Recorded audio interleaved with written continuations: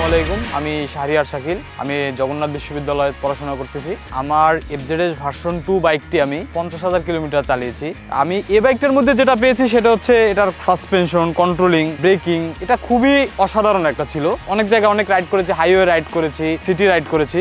এই বাইকটার মধ্যে এত কমফোর্ট, কন্ট্রোল সব দিক মিলিয়ে ওভারঅল একটা সুন্দর অভিজ্ঞতা হয়েছে আর কি এই বাইকটি চালিয়ে। আমার যে সিটিং পজিশনটা আছে খুবই অসাধারণ। আমি যখন কিনা হাইওয়েতে রাইড করি তখন দেখা গেছে কি আমার হচ্ছে ব্যাক পেইন হচ্ছে না। আমি যখন হাইওয়েতে রাইড করেছি আমি অনেক ক্রিটিক্যাল সিচুয়েশন থেকে নিজেকে সেভ করতে পারছি শুধুমাত্র ব্রেকিং এর কারণে। এমন এমন সিচুয়েশন গেছে ব্রেকিংটা যদি একদম একুরেট না হইতো এটার, আমি ওখান থেকে আসলে নিজেকে এসকেপ করাটা খুব কঠিন ছিল।